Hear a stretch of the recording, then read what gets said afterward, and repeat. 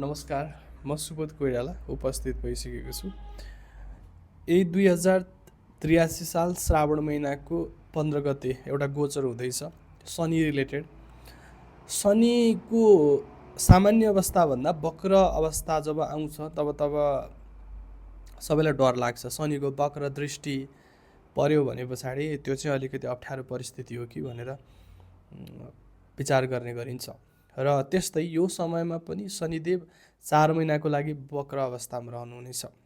शनि आफैमा कर्मको कारक, न्यायको कारक, न्याय दिनको लागि अथवा छोडिएका कर्महरू फेरि पनि गर्नको लागि, पुराना चिजहरूमा तपाईँले रिइन्ट्री गर्नको लागि अथवा एउटा अपर्च्युनिटी, एउटा करेक्सनको टाइम आउँदैछ।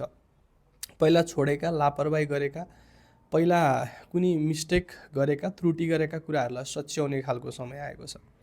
कसैले यो समयमा दुःख दिएको छ, दुःख गराएको छ अथवा पाप गरेको छ भने पापको प्रायश्चित्त गर्ने खालको समय आएको छ। पाप गरेको छ भने दण्ड भोग्ने खालको समय आएको छ। यो समयमा जसले पाप गरेको छ त्यो मान्छे दण्डित हुन्छ, कोही पनि भाग्न सक्दैन, त्यस्तो खालको समय आइरहेको छ। 4 महिनाको समय रहनेछ श्रावण महिनाको 15 गतेदेखि। र शनिसँग सम्बन्धित कुराहरू यदि हजुरले कुनै पनि कुरा छोड्नु भएको छ, रोक्नु भएको छ, आधा अधुरा गरेर छोडिदिनु भएको छ भने त्यसलाई फेरि रिकरेक्सन गर्ने भन्ने खालको समय आएको छ। यहाँनिर मैले हजुरको लग्नको हिसाबले कुराकानी गर्नेछु र शनिदेव हजुरको लग्नदेखि कुन भावमा वक्री हुनुहुनेछ, कुन भाव र कुन भावलाई लिएर शनिदेवको प्रभाव हुँदैछ र वक्र भइरहँदाखेरि हजुरले कुन कुन कुरामा चाहिँ कन्सियस हुनुपर्छ, कुन कुन कुरामा जोगिनुपर्छ भन्ने विषयमा जानकारी पाउनुहुनेछ। मेष लग्न हुने व्यक्तिहरू, मेष लग्न भएका व्यक्तिहरूका लागि शनिदेव भनेको जहिले पनि 10औं र 11औं घरको मालिक हो। र शनिदेव कहाँ हुनुहुन्छ अहिलेदेखिर? मीन राशिमा। मीन राशि भनेको हजुरको लागि 12औं स्थान हुन्छ, खर्चको स्थान हुन्छ, यात्राको स्थान हुन्छ। यात्रासँग सम्बन्धित कुनै अधुरा कामकाजहरू पुरा हुन्छन् यो समयमा। पेन्डिङ कर्म पुरा हुने भयो, जब रिलेटेड, करियर रिलेटेड कामहरू, पेन्डिङ कर्महरू चाहिँ के हुने भयो? फुलफिल हुने भयो। अचानक काममा परिवर्तन आउन सक्छ, खर्चको मात्राहरू बढ्ने खालको समय रहनेछ। करियरमा केही ढिलाइ, सुस्तताको स्थितिहरू सिर्जना हुनेछ। र जबसँग सम्बन्धित कुराहरूमा हजुरले केही गल्ती गर्नुभएको छ, मिस्टेक गर्नुभएको छ, लामो समयदेखि आफ्नो काममा वफादार हुनुहुन्न भने यो समयमा हजुरलाई जबले टर्मिनेट पनि गर्न सक्छ। त्यो कारणले गर्दा जोगिनुपर्ने समय आएको छ। विदेशसँग सम्बन्धित कामकाजहरू विस्तार हुने खालका समय आएका छन्। लामो समयदेखि ट्राई गर्दै हुनुहुन्थ्यो, भइरहेको थिएन भने हुने खालको समय हो। र यो समयमा हजुरलाई आध्यात्मिक झुकाव पनि बढ्नेछ। विशेष गरेर पैसा रिलेटेड हजुरले आफ्नो दाइसँग गरेका सम्झौता, दाइबाट कुनै त्रुटि छ अथवा दाइसँग सम्बन्धित कुराहरू केही गर्छु भनेर बोल्नु भएको छ भने त्यो गर्ने समय आएको छ, गरेर देखाउने खालको समय आएको छ। मेष राशि हुने व्यक्तिहरूले आफ्नो कामप्रति पूर्ण वफादार भएर यो 4 महिनाको समयमा जे गर्नुपर्ने हो त्यो कुराहरूलाई ट्याक्क प्रायोरिटीमा राखेर अगाडि बढ्नु भयो भने त्यति राम्रो हुँदैन। काममा वफादार हुनु चाहिँ अति आवश्यक छ। वृष राशि हुने व्यक्तिहरू अनि वृष राशि अथवा वृष लग्न हुने दुवै व्यक्तिहरूका लागि शनिदेव हजुरको लागि 9औं र 10औं भावको मालिक रहनुहुनेछ।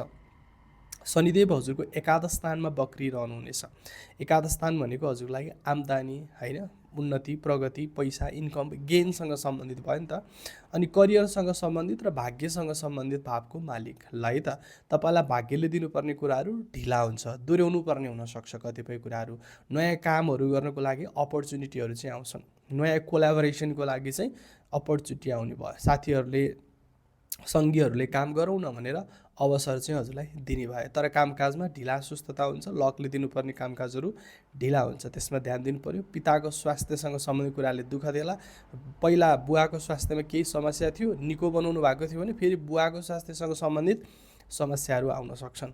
कतै मन्दिरको यात्रा हुनसक्छ, लामो दूरीको यात्रा, कहिलेकाहीँ 9औं भाव भनेको यात्राको कुरा पनि हो। त्यहाँ छोटो लामो दूरीको यात्रा हुनसक्छ, विदेशतिर पुर्याउन सक्छ। यो 4 महिनाको समयले घुमेर आउने भन्ने खालको अर्थ लाग्छ, लामो समय बस्ने भन्ने खालको स्थिति चाहिँ हुँदैन, है त। र मेहनतको फल चाहिँ अलिक ढिला मात्र मिल्ने भन्ने समय रहेको छ। कुनै पनि कार्य गर्दा, सम्झौता गर्दा, कन्ट्र्याक्ट गर्दा, कसैसँग कोलाबोरेट गरेर मिलेर काम गर्दै हुनुहुन्छ भने 10 चोटि सोचेर मात्रै अगाडि बढ्नु होला। मिथुन राशि अथवा मिथुन लग्न हुने व्यक्तिहरूका लागि शनिदेव 8औं र 9औं भावको मालिक 10औं भावमा वक्र अवस्थामा रहनुहुनेछ। करियरसँग सम्बन्धित कार्यमा हजुरको जिम्मेवारी बढ्ने खालको समय आएको छ। पदोन्नति हुन सक्छ, अथवा पदोन्नतिको पदोन्नति त हुन्छ तर ढिला हुन्छ, छिटो हुँदैन है फेरि यहाँनिर, किनभने बकरी त डबल टाइम लाग्छ, ढिला हुन्छ। काममा वफादार हुनुलाई कामसँग सम्बन्धित कुराले टर्मिनेट पनि गर्न सक्छ। कार्य परिवर्तन, जब परिवर्तनको समय पनि हो। यो समयमा भाग्यले हजुरलाई अलिकति ढिला साथ दिन्छ, त्यो कुरामा पनि ध्यान दिनु अति आवश्यक छ। कामसँग सम्बन्धित कुरामा वफादार भएर कार्य गर्नुभयो, अथवा हजुरले अगाडि नै कामसँग सम्बन्धित कुरामा वफादार हुनुभएको छैन, हेलचाक्री गर्नुभएको छ, जेसुकै होस् भन्ने खालको गर्नुभएको छ भनेदेखि त्यतिखेर गरेको गल्तीको प्रायश्चित्त यो समयमा हुनसक्छ। त्यो कुरामा भने विशेष चनाखो रहनु आवश्यक हुन्छ। कर्कट राशि अथवा कर्कट लग्न हुने व्यक्तिहरूका लागि 7औं भावको मालिक र 8औं भावको मालिक 9औं भावमा गएर बक्री हुन्छ। 7औं भाव के हो? वैवाहिक जीवन, साझेदारी, पार्टनरसिप, रिलेसनसिप, म्युचुअल अन्डरस्ट्यान्डिङसँग सम्बन्धित घर। 9औं भाव के हो? भाग्यसँग सम्बन्धित, लामो दूरीको यात्रासँग सम्बन्धित स्थान हो। बक्री हुँदैछ कहाँ? 9औं भावमा नै। पछि कुनै एउटा लामो दूरीको यात्रा गरौँला, पारिवारिक जमघट भेटघाटको योगहरू बनाउला हैन। वैवाहिक जीवन र साझेदारीका कुराहरूमा केही असमझदारी सिर्जना हुनसक्छ। श्रीमान श्रीमती अथवा प्रेमी प्रेमिका बीच केही असमझदारीको स्थितिहरू सिर्जना हुनसक्छ। आफ्नो पार्टनर कामसँग सम्बन्धित क्षेत्रमा पनि केही असमझदारी सिर्जना हुनसक्छ। आफूले बुझाउन खोजेको एउटा कुरा बुझ्नेले अर्को कुरा बुझिरहेछ, के अपजसको स्थितिहरू यहाँनिर सिर्जना हुनसक्छ। त्यसमा पनि विशेष चनाखो रहनुपर्ने स्थितिहरू रहन्छ। अलिकति धैर्य गर्नु आवश्यक छ। धैर्य गरेर कार्यसँग सम्बन्धित कुराहरूमा विचार गरेर अगाडि बढ्दाखेरि यो समयलाई राम्रो बनाउन सक्नुहुनेछ। अष्टम भाव भनेको स्वास्थ्यसँग सम्बन्धित हुन्छ। योभन्दा अगाडि कुनै स्वास्थ्यमा समस्या भएका, निको भएका कुराहरू छन् भनेदेखि फेरि पनि त्यहीसँग सम्बन्धित समस्याहरू बढ्न सक्छ, बल्झिन सक्छ, त्यो कुराले दुःख दिन सक्छ। त्यसमा पनि विशेष चनाखो रहनुहोला। सिंह राशि अथवा सिंह लग्न हुने व्यक्तिहरूका लागि शनि 6औं र 7औं भावको मालिक भएर 8औं घरमा वक्र अवस्थामा रहनुहुनेछ। हजुरको लागि स्वास्थ्य हैन, ऋण, रोग, शत्रु भनौँ न, र सप्तम भाव भनेको दाम्पत्य जीवन पनि हो। त्यहाँनिर अब अचानक खालको उतार चढावहरू आउन सक्छ। पहिला कुनै रोग लागेको थियो, कुनै रोगसँग सम्बन्धित कुराहरू नेग्लिजेन्स गर्नुभयो, हजुरले औषधि खाँदा खाँदा बिचमा छोडिदिनु भयो मेडिसिन भनेपछि त्यही खालको प्रब्लमहरू यहाँनिर देखिन सक्छ। कसैलाई पैसा दिनुभएको थियो, पैसा तिर्नुपर्ने थियो, तिर्नु भएको थिएन भने यहाँ तिर्नुपर्ने अवस्थाहरू आउन सक्छ। शत्रु हावी हुने खालको समय भनेर बुझ्न सक्नुहुनेछ। यो समयमा शनिदेवको दण्ड विधान अनुसार हजुरले दण्ड भोग्नुपर्ने, लिगल केसमा पर्ने हैन, कसैले मुद्दा हालिदिने, चेक बााउन्समा हालिदिने, तिर्नुपर्ने छ भने तिर्ने खालको समय आएको छ। जसरी पनि कानुनकी कठघरामा बसेर हुन्छ, कसरी हुन्छ पुरा गर्ने खालको समय आएको छ। त्यसमा विशेष ख्याल गर्नु होला। स्वास्थ्यमा सावधानी हुनु पर्यो। अब पहिला नेग्लिजेन्स गरेको कुराले स्वास्थ्यमा समस्या दिने भयो है, यो कुराहरूलाई विचार गर्नुपर्ने हुन्छ। र कन्या लग्न भएका व्यक्तिहरू, कन्या लग्न कन्या राशि हुने व्यक्तिहरूका लागि 5औं र 6औं भावको मालिक 7औं स्थानमा गएर के हुँदैछ? बक्री हुँदैछ। सप्तम भाव प्रेम, पञ्चम भाव भने के हो? प्रेम हो। सप्तम भाव पार्टनरसिप, रिलेसनसिप, म्युचुअल अन्डरस्ट्यान्डिङ, पञ्चम भाव प्रेम, सन्तान, शिक्षा, विवाहसँग सम्बन्धित, परीक्षा पनि हो नि, एक्जामसँग सम्बन्धित पनि हो नि। त्यो भएको कारणले गर्दाखेरि एक्जाम छ भने मेहनत गर्नु पर्यो, रिलेसनसिपमा लोयल हुनु पर्यो हैन।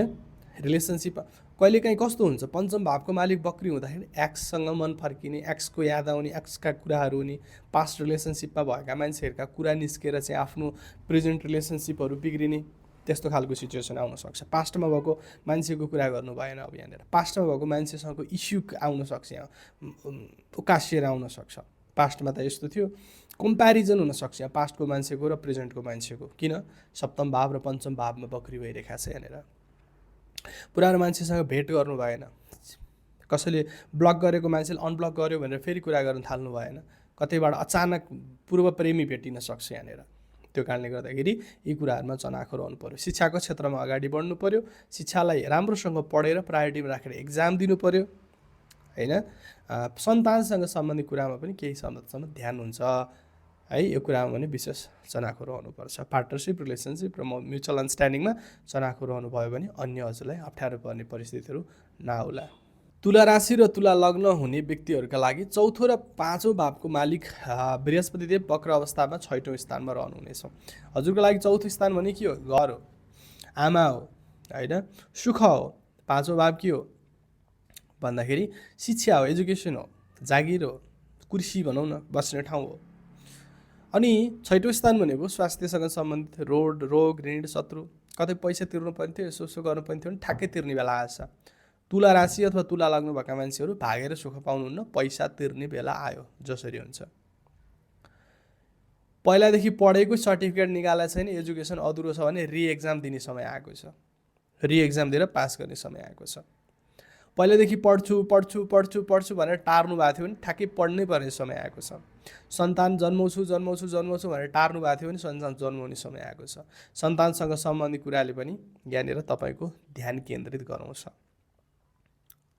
सुख घर किन्ने भन्दै हेर्दै छोड्दै हिँड्दै गरेर चाहिँ ठ्याक्कै किन्ने बेला आयो। सवारी साधन धेरैचोटि सोरुममा पुगेर किन्नु भएको छैन भने ठ्याक्कै किन्ने बेला आएछ। तपाईँको अधुरो कर्महरूलाई जस्तो सवारी साधन किन्नुभयो पास गर्नु भएको छैन भने पास गर्ने बेला आएछ हो। तपाईँले सुख रिलेटेड कामहरू जुन कुराहरूमा हात हाल्न खोजेर पेन्डिङ गरेर ट्याक्क छोडेर हिँड्नु भएको छ त्यो कुराहरूलाई फुलफिल खालको समय आइपुगेको छ। जागिर हो नि त पञ्चम भाव भने कुर्सी हो, कुर्सी अपडेट हुने खालको समय पनि आएको छ। आफ्नो पेसा व्यवसाय गर्नुको लागि यो समय राम्रो रहनेछ। वृश्चिक राशि अथवा वृश्चिक लग्न हुने व्यक्तिहरूका लागि शनि तेस्रो र चौथो भावको स्वामी रहनुहुनेछ, पाँचौँ भावमा वक्र अवस्थामा रहनुहुनेछ। पाँचौँ भाव के हो? प्रेम, सन्तान, पढाइ, सृजनात्मक कामहरू हो नि होइन, त्यो सबै कुराहरूमा तपाईँले पुनर्विचार गर्ने बेला आएको छ। सन्तानलाई एकचोटि निहाल्ने बेला आयो, निर्क्युल गर्ने बेला आयो।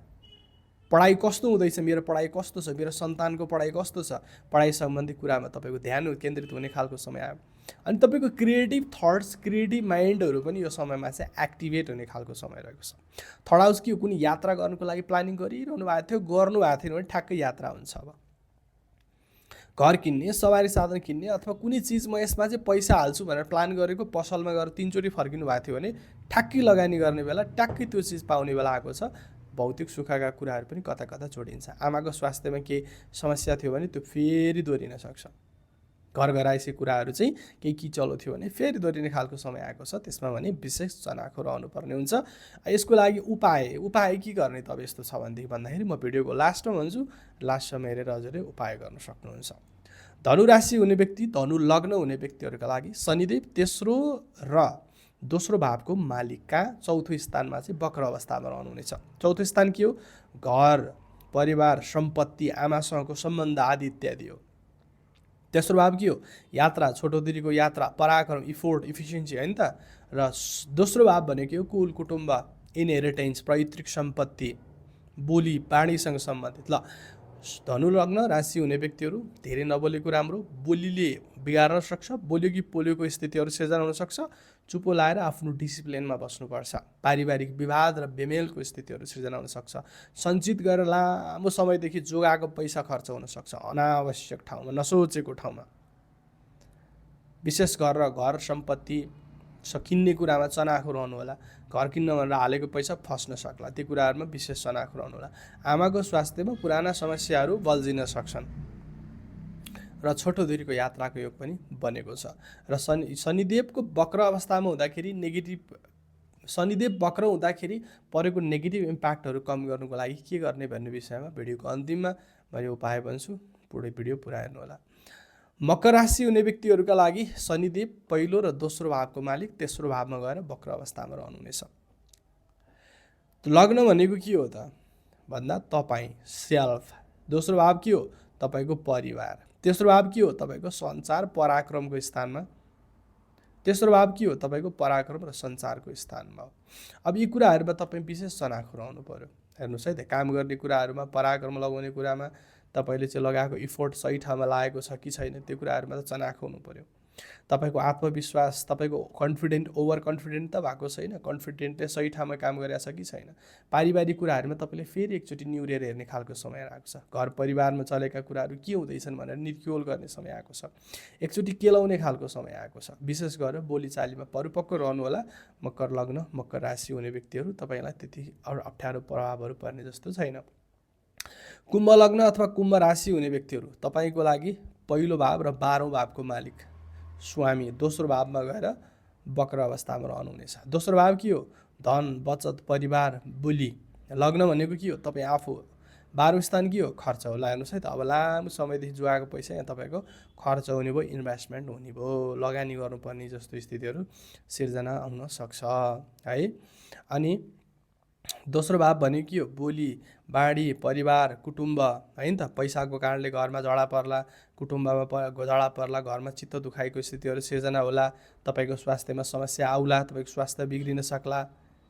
ती कुराहरूमा तपाईँ विशेष संयम रहनुपर्ने स्थितिहरू रहन्छ। स्वास्थ्यमा विशेष ख्याल गर्नु होला। कुम्भ राशि हुने व्यक्तिहरूले तपाईँको स्वास्थ्य धेरै बिग्रिने खालको समय रहन्छ। यो 4 महिनामा हेल्थको फ्रिक्वेन्सी धेरै ख्याल गर्नुपर्ने हुन्छ, त्यो खालको छ। र भिडियोको अन्तिममा मैले उपाय के गर्ने भन्ने विषयमा पनि जानकारी दिन्छु।